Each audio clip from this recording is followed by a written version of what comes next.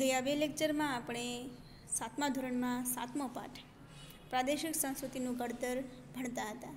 તેમાં આપણે ઘણી બધી ચર્ચાઓ કરી હતી. પાઠ ખૂબ જ લાંબો છે એટલે આપણે પાછો એક પાઠ બનાવવા જઈ રહ્યા છીએ. મિત્રો, એમાં આપણે વાત કરી હતી કે ભારતમાં જે પ્રાંતીય ભાષા છે એનો વિકાસ કેવી રીતે થયો, કે જેમાં આપણે મલયાલમ ભાષા, બંગાળી ભાષા, આપણી ગુજરાતી ભાષા એની ચર્ચા કરી હતી. ત્યારબાદ ભારતમાં જે વિવિધ ઉત્સવો ઉજવાય છે, જેની અંદર રથયાત્રા જે વિશ્વભરમાં પ્રસિદ્ધ છે એવી જગન્નાથની રથયાત્રા, તેમજ હોળી, બરાબર, લઠ્ઠામાર હોળી, પોંગલ કે જે એક મુખ્ય તહેવાર છે અને તેની અંદર એક ખાસ પ્રકારનું પીણું પીવામાં આવે છે તેની વિશે. ત્યારબાદ આપણે ઓણમ જે છે તે કેરળમાં ઉજવાતો એક તહેવાર છે તેની વિશે વાત કરી હતી. ત્યારબાદ દિવાળી, દુર્ગા પૂજા, નાતાલ, મોહરમ, ઈદ, પતેતી આ બધા વિશે આપણે ચર્ચા કરી હતી. ચેટીચંદ, ગુજરાતના જે ઉત્સવ ઉજવાય છે, રથયાત્રા, ઉત્તરાયણ, બરાબર, આપણે અમદાવાદની જે ઉત્તરાયણ છે વિશ્વ પ્રસિદ્ધ છે તે આપણે વાત કરી હતી. મેળાઓ વિશે આપણે જોયું હતું. ત્યારબાદ આપણે ભારતના જે શાસ્ત્રીય નૃત્યો છે એની આજે આપણે આ લેક્ચરની અંદર ચર્ચા કરવા જઈ રહ્યા છીએ, કે જેની અંદર આપણે મુખ્ય જે 6 શાસ્ત્રીય નૃત્યો છે, કથક, કથકલી, મણિપુરી, ભરતનાટ્યમ, એના વિશે આપણે બિહુ, એ બધા વિશે આપણે આજે ચર્ચા કરીશું. તો ચાલો મિત્રો, ભારતના શાસ્ત્રીય નૃત્યોથી આ પાઠની શરૂઆત કરીએ. ભારતના શાસ્ત્રીય નૃત્યો, તેમાં આપણે જોઈએ ભારતીય સંસ્કૃતિનું એક વિશિષ્ટ અંગ તેના શાસ્ત્રીય નૃત્યો છે. આ શાસ્ત્રીય નૃત્યો ધર્મ સાથે સંકળાયેલા રહેતા. આપણે ભારતના પ્રમુખ શાસ્ત્રીય નૃત્યો વિશે જાણીશું. તો મિત્રો, ગયા લેક્ચરમાં આપણે જોયું હતું કે શાસ્ત્રીય નૃત્ય કોને કહેવાય, કે જે શાસ્ત્રમાં લખાયેલા છે, બરાબર, કે જેમાં અમુક પ્રકારની છટા હોવી જોઈએ, અમુક પ્રકારના જ હાવભાવ હોવા જોઈએ, અમુક પ્રકારે જ અમુક અંદાજે એને છે એ વર્ણન કરવાનું હોય, એ પ્રમાણે છે તે નૃત્યકાર છે એ વર્ણન કરતા હોય છે, બરાબર. તો એના વિશે આપણે થોડીક વાત કરી હતી. તો આજે મિત્રો આપણે જે આપણા 6 મુખ્ય શાસ્ત્રીય નૃત્યો છે એના વિશે આપણે જોવા જઈ રહ્યા છીએ. સૌથી પહેલાં આપણે જોઈએ કથક. કથક શબ્દ કથા પરથી ઉતરી આવ્યો છે. કથાકાર પોતાના હાવભાવ અને સંગીતથી કથાને અલંકૃત કરતા હતા. કથન કરે સો કથક કહાવે ઉક્તિ જાણીતી છે. કઈ ઉક્તિ કથક માટે જાણીતી છે? કથન કરે સો કથક કહાવે. ખાસ કરીને 15મી અને 16મી સદીમાં ભક્તિ આંદોલનના પ્રચારને કારણે ઉત્તર ભારતમાં કથકનો ખૂબ વિકાસ થયો. કથકના વિષયોમાં રાધા અને શ્રી કૃષ્ણની કથાઓ, જે રાસલીલા કહેવાતી, નો સમાવેશ થતો. હવે આ કથક જે નૃત્ય હતું તો એની અંદર લોકો છે, બરાબર, જે કથાકાર હોય તે કઈ રીતેમાં નૃત્ય કરતા હતો, કે શ્રી કૃષ્ણ અને રાધાની જે રાસલીલા હતી એનો સમાવેશ થતો હતો. મુઘલ બાદશાહોના સમયમાં કથક નૃત્ય રાજ દરબારોમાં રજૂ થતું, જ્યાં એ વિશિષ્ટ નૃત્ય શૈલીના રૂપમાં વિકાસ પામ્યું. તો કે જે મુઘલ બાદશાહો હતા, બરાબર, તો શું, તો કે એનો દરબાર જે ભરાય એની અંદર આ નૃત્ય છે તે પસાર, એટલે કે તે નૃત્ય છે તે કરવામાં આવતું હતું, રજૂ કરવામાં આવતું હતું. 15મી અને 16મી સદી બાદ કથક પરંપરાઓમાં વહેંચાયું. આ પરંપરાને ઘરાના કહેવામાં આવે છે. તો જે એક પરંપરા શરૂ થઈ, બરાબર, કથક કરવાની એક પરંપરા શરૂ થઈ, જેને શું કહેવામાં આવે છે? ઘરાના પરંપરા. આ 2 પરંપરાઓમાં જયપુર અને લખનઉનો સમાવેશ થાય છે. 19મી સદીમાં અવધના નવાબ વાજિદ અલી શાહે પોતાના દરબારમાં કથકને આશ્રય આપી આ કલાને પુનર્જીવન આપ્યું હતું.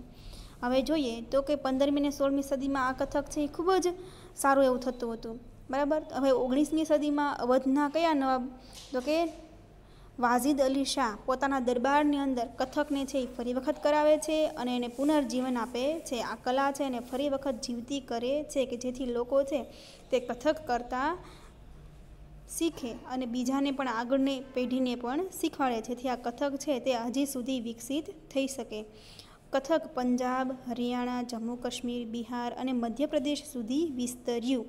હવે આ કથક છે તે કયા કયા રાજ્ય સુધી વિસ્તાર પામ્યું? તો કે પંજાબ, હરિયાણા, જમ્મુ કાશ્મીર, બિહાર, મધ્યપ્રદેશ, એટલે ઉત્તર ભારતના રાજ્યોની અંદર આ કથક છે તે વિસ્તાર પામ્યું હતું. સ્વતંત્રતા મળ્યા પછી કથકને 6 શાસ્ત્રીય નૃત્યોમાં સ્થાન મળ્યું. આજે કથક ભારતીય સંસ્કૃતિનું અભિન્ન અંગ બની ગયું. તો ભારતના 6 શાસ્ત્રીય નૃત્યો છે એની અંદર પણ કથકને સ્થાન મળ્યું. હવે આપણે ત્યારબાદનું બીજું નૃત્ય જોઈએ, કથકલી. અહીંયા મિત્રો તમે ચિત્ર જોઈ શકો છો, તે છે કથકલી. કથકલી એ કેરળનું નૃત્ય પરંપરા છે. કેરળની નૃત્ય પરંપરા છે. આપણે કેમ નૃત્ય કરતા હોય, બરાબર, નવરાત્રિની અંદર ગરબા છે, આપણે ગરબા છે એ કરતા હોય, પરંતુ કથકલી છે તે શાસ્ત્રીય નૃત્ય છે, એમ આપણે જોઈશું. તેનો શાબ્દિક અર્થ નાટ્ય વાર્તા થાય છે. હવે કથકલી છે એનો શાબ્દિક અર્થ શું થાય? નાટ્ય વાર્તા. અભિનય એ આ નૃત્યનો આત્મા છે. તો કે આ નૃત્યની અંદર મુખ્ય શું છે? તો કે અભિનય. અભિનય ઉપરાંત રંગભૂષા અને વેશભૂષા પણ ખૂબ મહત્ત્વની ગણાય છે. અંદર રંગભૂષા, અહીંયા તમે જોઈ શકો છો, મોઢા ઉપર કેટલો બધો મેકઅપ કરેલો છે, રંગ લગાવેલો છે, બરાબર. રંગભૂષા અને વેશભૂષા તમે જુઓ છો, ખૂબ જ ઘેરદાર છે, તે એ વેશભૂષા પહેરેલી છે, માથા ઉપર મુગટ પહેરેલો છે, બરાબર. અને તમે જોઈ શકો છો કે હાથમાં, પગમાં બધી રીતે છે અલંકાર પહેરેલા તમે જોઈ શકો છો. સાત્વિક, રાજસી અને તામસી ગુણો ધરાવતા પાત્રો મુજબની કલાકારોની રંગભૂષા હોય છે. તો કે સાત્વિક, રાજસી અને તામસી ગુણો ધરાવતા હોય એ પ્રકારના પાત્રો જે હોય, દરેક પાત્ર છે, કોઈ રાજસી ગુણ ધરાવતું કોઈ પાત્ર છે એ ભજવતું હોય તો ને એ પ્રકારની રંગભૂષા પહેરવામાં આવે છે. કોઈ તામસી ગુણવાળું એટલે કે ખૂબ જ ગુસ્સાવાળું, બરાબર. સાત્વિક એટલે કે આપણે કહેવાય ને ખૂબ જ શાંતિવાળું પાત્ર હોય તે. રાજસી એટલે કે મધ્યમ, બહુ જ સાત્વિક ના હોય, બહુ તામસી ન હોય, તે રાજસી. અને તામસી એટલે ખૂબ જ ગુસ્સાવાળું જે પાત્ર હોય એ પ્રમાણે છે કલાકારો વેશભૂષા ધારણ કરતા હોય છે. પાત્રો બોલતા નથી, પરંતુ પોતાના હાવભાવથી જ અભિવ્યક્તિ કરે છે. આમાં જે પાત્રો હોય તે કાંઈ બોલતા હોતા નથી, પરંતુ એ હાવભાવ એવી રીતે કરે કે દરેકને ખબર પડી જાય કે આ શું કહેવા માગે છે. જાણવા જેવું છે, આપણે જોઈએ. આ પ્રાદેશિક નાટ્યકાર 9મી તથા 10મી સદીમાં કુટિયાટ્ટમ નામક સંસ્કૃત નાટ્ય પરંપરામાંથી ઉતરી આવ્યો. આ પ્રાદેશિક નાટ્ય પ્રકાર એટલે કયો? તો કથકલી. કથકલી છે તે કયા નાટ્ય પરંપરામાંથી ઉતરી આવ્યો? તો એ કુટિયાટ્ટમ એ પ્રકારનું એક નાટ્ય હતું, એના પરંપરામાંથી ઉતરી આવેલ છે અને તે કેરળમાં ખૂબ જ પ્રખ્યાત છે.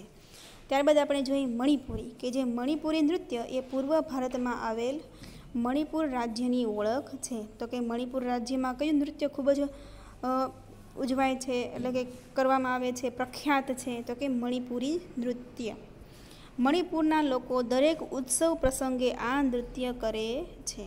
આ નૃત્યમાં શરીરની ગતિ ધીમી હોવાથી તેને ભારતના અન્ય નૃત્યોથી અલગ માનવામાં આવે છે.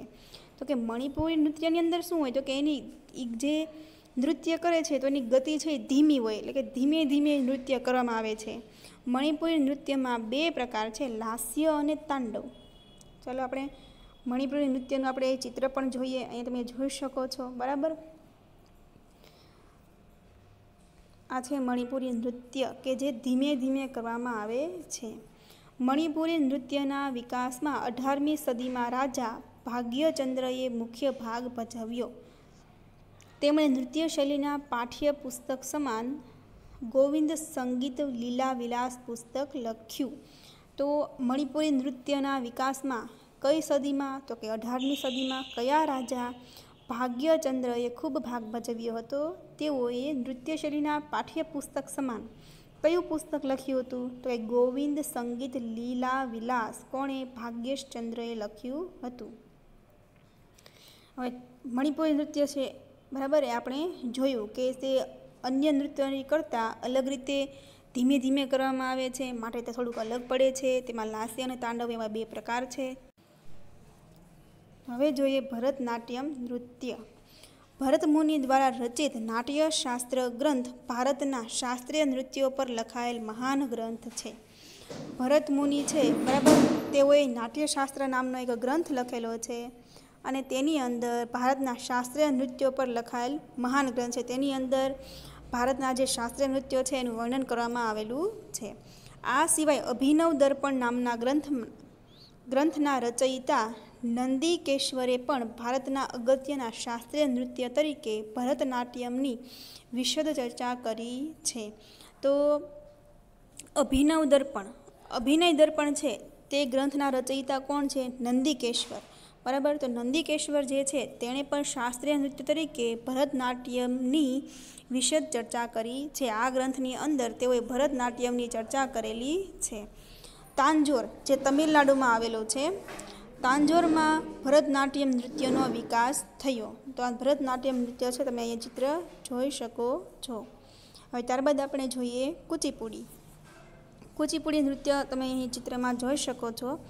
ભારતના અગ્રગણ્ય શાસ્ત્રીય નૃત્ય કુચીપુડીનો ઉદ્ભવ આંધ્રપ્રદેશના કુચીપુડી નામના ગામમાં થયો હતો. હા, કુચીપુડી છે એ કયા રાજ્યમાં? તો કે આંધ્રપ્રદેશમાં. તો દરેક રાજ્યના નામ યાદ રાખવા જરૂરી છે. ભરતનાટ્યમ તો તમિલનાડુનો તાંજોર જિલ્લો, એમ આપણે યાદ રાખવું જરૂરી છે. મણિપુરી નૃત્ય તો આપણે યાદ રહી જ જાય કે મણિપુર છે એ રાજ્ય છે. કથકલી પણ યાદ રહી જાય, કેરળમાં. બરાબર. કુચીપુડી આંધ્રપ્રદેશ. આ ગામમાં યક્ષગાન તરીકે ઓળખાતા નૃત્યોએ 17મી સદીમાં કુચીપુડી નૃત્ય સ્વરૂપ ધારણ કર્યું.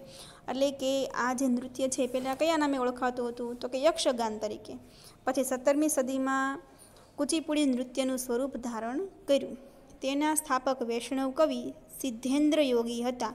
કુચીપુડી નૃત્ય છે એની સ્થાપના, એટલે કે આવી રીતે છે આ નૃત્ય કરાય એમ કોણે શીખ્યું હતું? તો કે વૈષ્ણવ કવિ સિદ્ધેન્દ્ર યોગી હતા. આ નૃત્ય સાથે નાટકની પરંપરા પણ સંકળાયેલી છે. હવે જે કુચીપુડી નૃત્ય છે એની સાથે નાટકની પરંપરા સંકળાયેલી છે, એટલે કે આ નૃત્યની અંદર નાટક પણ કરવામાં આવે છે. એટલે આ પાકું યાદ રાખવું પડશે કે કયા નૃત્યની સાથે નાટકની પરંપરા સંકળાયેલી છે. એ કુચીપુડી નૃત્ય સાથે નાટકની પરંપરા સંકળાયેલી છે. હવે ત્યારબાદ આપણે જોઈએ બિહુ નૃત્ય. બિહુ અસમનું પ્રસિદ્ધ નૃત્ય છે. બિહુ છે તે કયા રાજ્યનું નૃત્ય છે? તો કે અસમનું છે એ નૃત્ય છે. ઉલ્લાસ વ્યક્ત કરવા માટે સ્ત્રી પુરુષોના સમૂહ દ્વારા પરંપરાગત પોશાક પહેરીને આ નૃત્ય કરવામાં આવે છે. ઉલ્લાસ, પોતાનો આનંદ જે છે એ વ્યક્ત કરવા માટે. બરાબર. સ્ત્રી પુરુષોના આ સમૂહ દ્વારા, જુઓ મિત્રો, આ દરેક નૃત્ય આપણે હમણાં જોયા. કુચીપુડી જોયું, કુચીપુડી જોયું, ભરતનાટ્યમ જોયું, મણિપુરી જોયું, કથકલી જોયું. તો આ નૃત્ય શું? તો કે એક વ્યક્તિ હોય તો તે પણ કરી શકે છે. બરાબર. સમૂહમાં પણ કરી શકાય છે. જ્યારે બિહુ નૃત્ય છે તો એમાં શું છે? તો કે સ્ત્રી અને પુરુષોના સમૂહ દ્વારા આ નૃત્ય સમૂહમાં કરવામાં આવતું નૃત્ય છે. બરાબર. કે જેની અંદર પરંપરાગત પોશાક પહેરીને આ નૃત્ય કરવામાં આવે છે. આ નૃત્યમાં હાથ પગનું હલનચલન તથા ગતિ અને સમૂહ નિર્માણ મહત્વનો ભાગ ભજવે છે. સમૂહ નિર્માણ એટલે કે સમૂહમાં થતું હોવાથી, બરાબર, હાથ પગનું હલનચલન પણ ખૂબ જ મહત્વનો ભાગ ભજવે છે. ઢોલ, પેપા છે એ કેવું વાદ્ય છે? તો કે ભેંસના શિંગડામાંથી બનાવવામાં આવેલ એક વાદ્યનું નામ છે પેપા. તો આવી રીતે ઢોલ, પેપા અને વાંસળી જેવા વાદ્યોનો ઉપયોગ આ નૃત્યમાં કરવામાં આવે છે. તો આવી રીતે આ કયું નૃત્ય? બિહુ નૃત્ય કરવામાં આવે છે. જાણવા જેવું આપણે જોઈએ તો કે આટલું જાણવું ગમશે. એમાં જોઈએ મધ્યયુગમાં શાસ્ત્રીય નૃત્યોમાં નીચેના નૃત્યોનો સમાવેશ થતો હતો. કયા કયા નૃત્યનો સમાવેશ થતો હતો? તો આપણે જોઈએ 6 નૃત્ય અને કયા રાજ્ય સાથે સંકળાયેલ છે તે પણ જોઈએ. તો એમાં છે ભરતનાટ્યમ.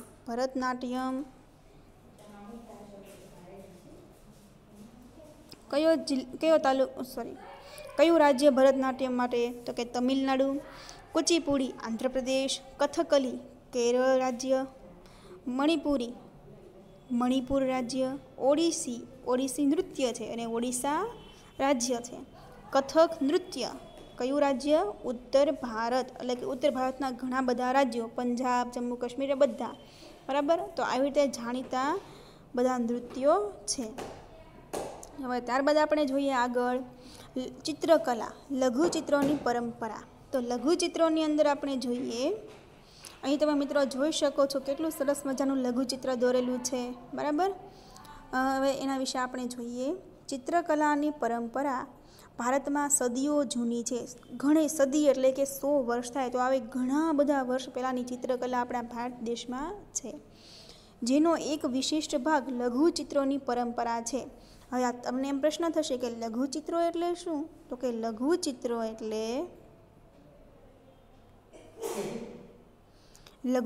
એટલે નાના કદના ચિત્રો. લઘુચિત્રો કાપડ અને કાગળ પર પાણીના રંગોથી તૈયાર કરવામાં આવતા. આ લઘુચિત્રો છે એ શેની ઉપર તૈયાર કરવામાં આવતા? તો કે કાપડ ઉપર અથવા તો કાગળ ઉપર. અને રંગ કેવા વાપરવામાં આવતા? તો કે પાણીના રંગોથી તૈયાર કરવામાં આવતા. પ્રાચીનતમ લઘુચિત્રો આપણને તાડપત્રો અને કાષ્ઠ એટલે કે લાકડા પર દોરેલા મળી આવ્યા છે. રાજસ્થાન અને ગુજરાતના જૈન ગ્રંથોમાં આવા અનેક લઘુચિત્ર જોવા મળે છે. તો ગુજરાત અને રાજસ્થાનમાં જૈન ગ્રંથો જે હોય એની અંદર આવા લઘુચિત્રો જોવા મળે છે. મુઘલ કાળમાં તેનો ખૂબ વિકાસ થયો, કારણ કે મુઘલ બાદશાહ અકબર, જહાંગીર અને શાહજહાં. કયા મુઘલ બાદશાહની અંદર? તો કે અકબર, જહાંગીર અને શાહજહાંએ કુશળ ચિત્રકારોને પ્રોત્સાહન આપ્યું હતું. આ જે 3 મુઘલ બાદશાહ હતા એમને ચિત્ર છે એ ખૂબ જ ગમતા હતા. એટલા માટે તેઓ એ જે ચિત્રકાર હોય એમને ખૂબ જ પ્રોત્સાહન આપ્યું હતું અને તેમને ચિત્ર દોરવા માટે પણ કહ્યું હતું. અને જે ચિત્રકાર સારું ચિત્ર દોરે તો તેમને તેઓ છે એ ભેટ પણ આપતા હતા.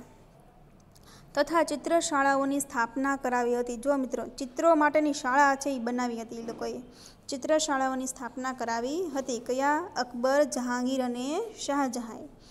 મહાભારત અને પંચતંત્ર જેવા ગ્રંથો તેમજ અકબરનામામાં ચિત્રકારોએ ખૂબ સુંદર લઘુચિત્ર દોર્યા છે.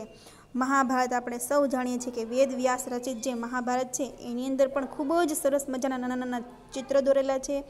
પંચતંત્રના રચયિતા વિષ્ણુ શર્મા છે. તેઓએ પણ બહુ જ સરસ મજાના પંચતંત્ર, તમે જે વાર્તા સાંભળો છો ને, હાથી અને ઉંદર અને સિંહની, બરાબર, એ બધા પંચતંત્રની વાર્તાઓ છે. શિયાળ અને સિંહની, એ બધી પંચતંત્રની વાર્તાઓ જેવા ગ્રંથો તેમજ અકબરનામા છે તે અકબર જે મુઘલ બાદશાહ હતો, બરાબર, એના દરબારમાં જે અબુલ ફઝલ નામના એક કવિ હતા તેઓએ અકબરનામા લખેલું છે અને તેની અંદર પણ ચિત્ર છે એ ખૂબ જ સુંદર દોરેલા છે. રાજદરબારના દ્રશ્યો. હવે આ ચિત્રો છે એ કેવા હોતા? તો કે રાજદરબારના દ્રશ્યો કે જેની અંદર સભા ભરાણી હોય, બરાબર, બધા લોકો અંદર આવેલા હોય એવા દ્રશ્યો. યુદ્ધના દ્રશ્યો, યુદ્ધ કરતા હોય, સામાસામી ગદા યુદ્ધ હોય, બાણ યુદ્ધ હોય, બરાબર. શિકારના દ્રશ્યો, રાજા છે શિકાર કરવા ગયા હોય, ત્યાં પ્રાણીઓ હોય એવા બધા દ્રશ્યો. અને સામાજિક જીવનના દ્રશ્યો, જેમ કે પનિહારી છે તે પાણી ભરવા માટે ગયા હોય, બરાબર, એવા બધા દ્રશ્યો લઘુચિત્રોના વિષય તરીકે રહેતા. આવા ચિત્રો એકબીજાને ભેટમાં આપવામાં આવતા તેમજ બાદશાહ અને તેમના નજીકના લોકો જ તેને જોઈ શકતા. તો આવા ચિત્રો છે એ ભેટમાં પણ આપવામાં આવતા.